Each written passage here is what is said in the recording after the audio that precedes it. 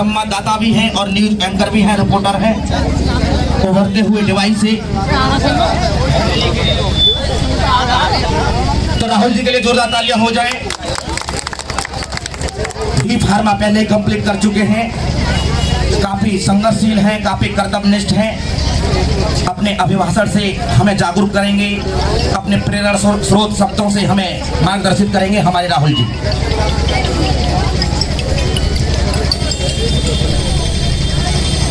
आप सभी को सर्वप्रथम तो मेरी तरफ से बहुत बहुत धन्यवाद और आभार कि यहाँ की जो संगठन है नव जागृति युवा संगठन, जो मुझे अभी पिछली बार दौड़ प्रतियोगिता भी हुई थी उसमें भी आमंत्रित किया था और इसमें भी आमंत्रित किया है।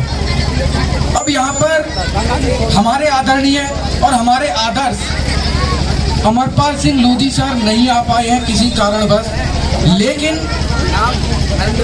उनके माध्यम से यदि हम कुछ ना कुछ यहाँ से सीख कर जाएं तो उसमें अमरपाल सर का आना भी हो जाएगा। कुछ ना कुछ उनकी झलकियाँ जो हमने उनसे सीखी है मैं आप सभी को अपने माध्यम से बताना चाहूँगा। सर्वप्रथम तो कृपया आप लोग शांति से खड़े ना हो, एक बार मैं भारत माता की जय बोलूँगा और आप सभी भारत माता की जय का नारा मेरे साथ बोलेंगे। भारत माता की, भारत माता की। ये प्रोग्राम है शिक्षा का। अच्छा, आप में से शिक्षा की परिभाषा किसको आती है? Do you know about education? कोई शिक्षा के बारे में जानता है? किसी को पता है? कोई मुझे बता सकता है? शिक्षा इधर निकल गया ये जल्दी, समय बहुत कम है, 5 मिनट में मुझे अपना भाषण जो भी है आपको दिशा निर्देशित जो भी करना है वो बताना है। ये बताएंगे what is the mean of education.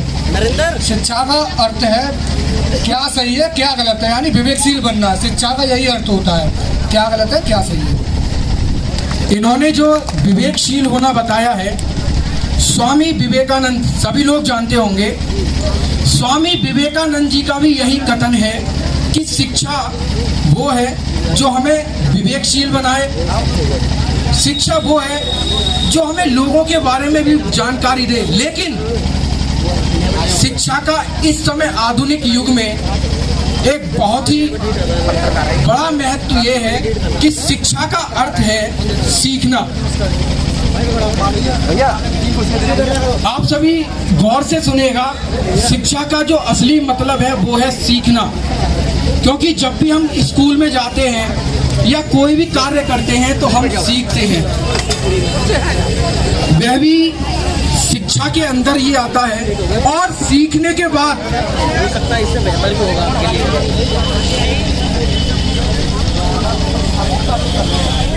थोड़ा अटेंशन इधर रखें, थोड़े 5 मिनट के लिए अटेंशन इधर रखें बस। और सीखने के बाद जो आती है कि चीजों को समझना।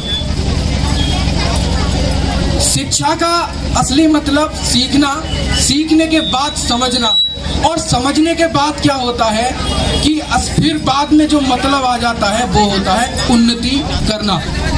यदि हम शिक्षित हैं तो हम उन्नति भी उसी प्रकार से करते रहेंगे। इसलिए अमरपाल सर भी अपने माध्यम से, ये लक्ष्य के माध्यम से प्रचार कर रहे हैं कि हमें शिक्षित होना चाहिए, हमें शिक्षा का प्रसार करना चाहिए। हमारे अभी 14 अप्रैल को डॉक्टर बाबा साहेब भीमराव अंबेडकर जी का भी जयंती आने वाली है। उन्होंने भी अपने शब्दों में कहा है कि शिक्षा वो शेरनी का दूध है जो पिएगा वो दहाड़ेगा। तो कहीं ना कहीं आज यदि विपिन भाई भी हैं, विपिन भाई और यहाँ पर इंजीनियर साहब भी हैं, यदि वो इस प्रोग्राम को करा रहे हैं तो उसका श्रेय शिक्षा को जाता है। यदि ये लोग होते तो आज गांव में इस प्रकार का प्रोग्राम कदापि नहीं हो सकता था।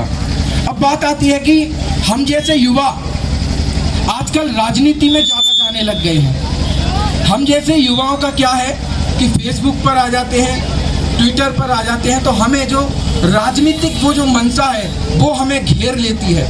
हमें उससे कैसे दूर रहना है? सर्वप्रथम तो आजकल एक और बात चल रही है, आजकल बड़े बुजुर्गों को भी पता होगा एक बात चल रही है कि धर्म